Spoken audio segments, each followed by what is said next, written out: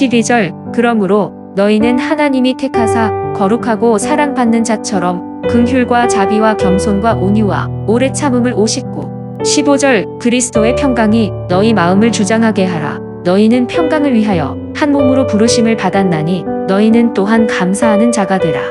골로새서 3장 12절에서부터 17절 말씀을 통해서 위의 것을 생각하라는 제목으로 은혜를 나누고자 합니다. 바울은 3장에서 교회들에 대해서 이렇게 권면합니다. 위의 것을 생각하고 땅의 것을 생각하지 말라. 교회들이 버려야 할 땅의 것들은 무엇이었습니까?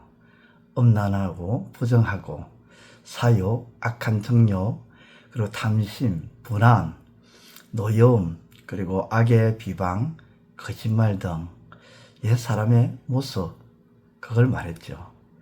그리고 오늘 말씀에서는 교회들이 취해야 할 위의 것들에 대해서 또 구체적으로 말씀하고 있습니다.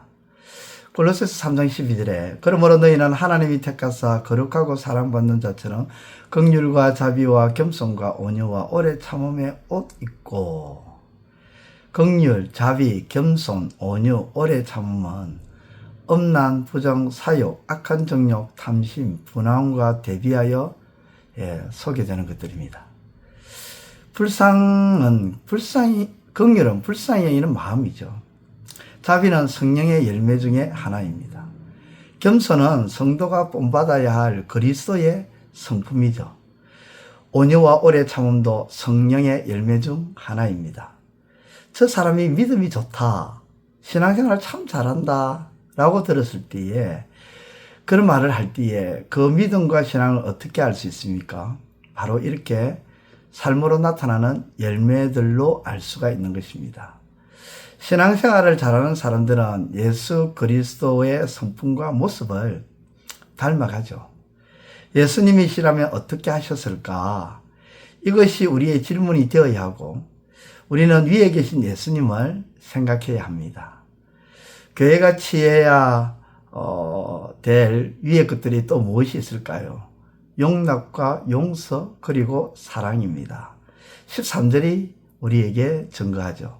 누가 누구에게 불만이 있거든 서로 용납하여 피차 용서하되 주께서 너희를 용서하신 것 같이 너희도 그리하고 이 모든 것 위에 사랑을 더하라. 이는 온전하게 매는 띠니라. 베드로가 예수님께 나와 몇 번 용서해야 되는지 물었습니다.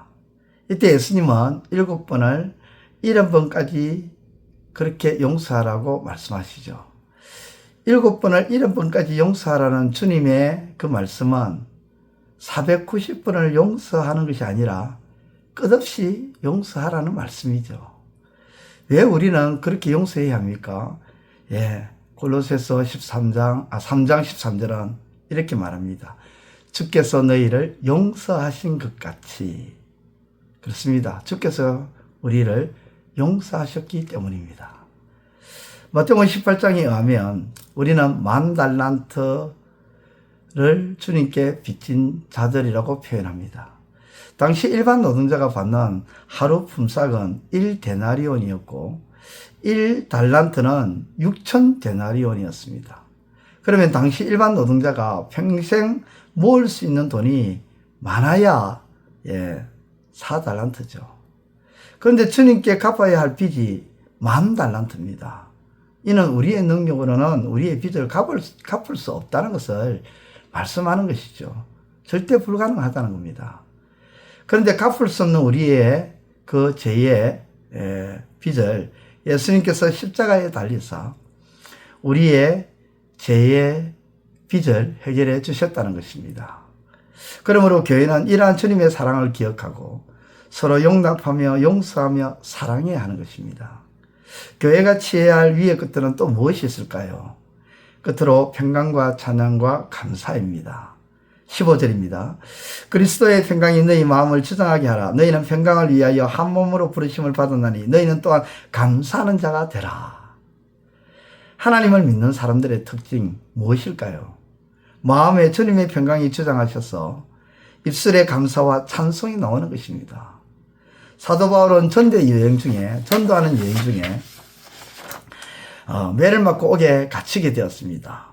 성경에 보면 많이 친 후에라고 말씀합니다. 그러니까 한두 대 맞은 것이 아니라 죽음의 위협을 느낀 만큼 많이 맞았다는 것이죠. 그런데 이어지는 성경의 말씀은 놀랍습니다. 사도행전 16장 25절에 한밤중에 바울과 실라가 기도하고 하나님을 찬송하며 제수들이 듣더라. 바울과 실라가 어떻게 했습니까? 기도하고 하나님을 찬송하였습니다. 아니 어떻게 그 밤에 기도하고 하나님께 찬송할 수 있겠습니까? 그것은 바로 그리스도의 평강이 그들의 마음을 주장하고 있었기 때문이었습니다. 이렇듯 주님의 평강이 주장하시면 입술에 감사가 나옵니다. 찬송이 나옵니다. 어떤 환경 속에서도 불안해하지 않습니다. 이것이 예수 그리스도를 믿고 위의 것을 사모하는 자들에게 주시는 은혜죠. 은총입니다. 믿음의 사람들은 땅의 것이 아니라 하늘의 것을 바라보아야 합니다. 신앙생활에도 사람이 아니라 예수님을 바라보고 예수님이 어떻게 하셨는지, 예수님이 어떻게 말씀하셨는지 우리의 시선이 예수님을 바라보고 나아갈 때에 우리의 삶에 아름다운 변화와 열매들이 맺어지게 되는 줄 믿으시기를 우리 주님의 이름으로 축원드립니다. 기도드리겠습니다. 하나님 아버지 감사합니다. 오늘 우리가 살아가는 이 세상 속에서 땅의 것들을 우리가 생각하는 것이 아니라 하늘의 것들을 생각하며 그 하늘의 것들을 아버지 하나님 감당해 나감으로 아름다운 열매를 맺는 우리의 삶이 되게 하여 주옵소서. 하늘의 사람임을, 이 땅에 살지만 하늘의 사람임을 증거하는 우리의 삶이 되게 하여 주옵소서. 예수님의 이름으로 기도드리옵나이다. 아멘. 이제 오늘 받은 말씀으로 함께 기도하겠습니다. 첫째, 예수님을 닮아가는 모습이야말로 신앙생활을 잘하는 것임을 알고 예수님이시라면 어떻게 하셨을까? 하는 질문을 가지고 예수님을 생각하며 살게 하소서.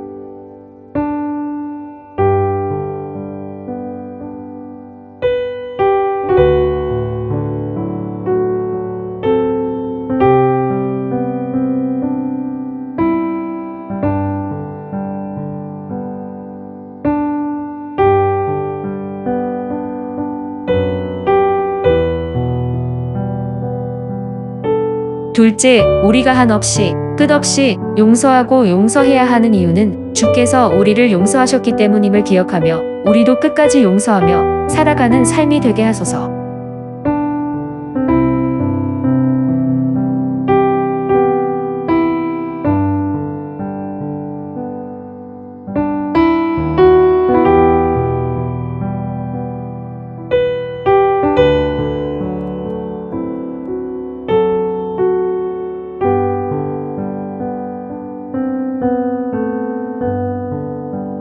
이제 오늘의 기도 제목을 가지고 합심하여 기도하도록 하겠습니다.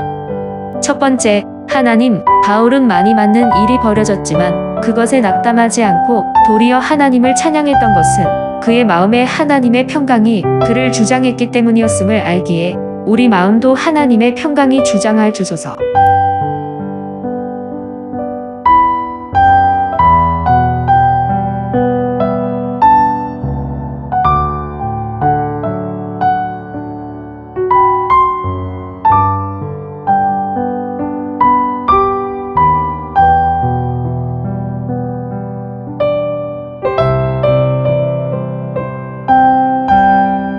두 번째, 하나님, 환경과 상황을 보면서 마음이 약해지지 않게 하시고 도리어 하나님을 바라보며 하나님의 말씀을 의지하면서 담대해지게 하시고 어떤 경우든 흔들리지 않게 하소서.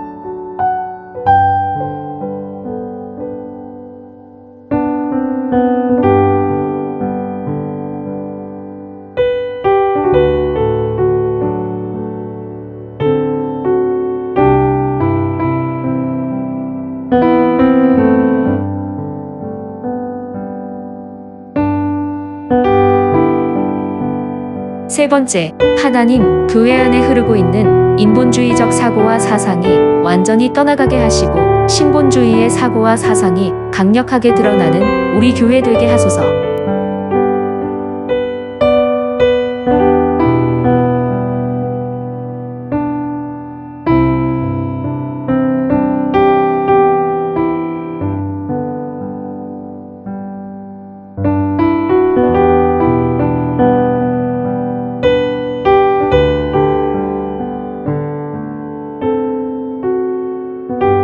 이제 개인의 기도 제목을 가지고 하나님 앞에 기도하시기를 바랍니다.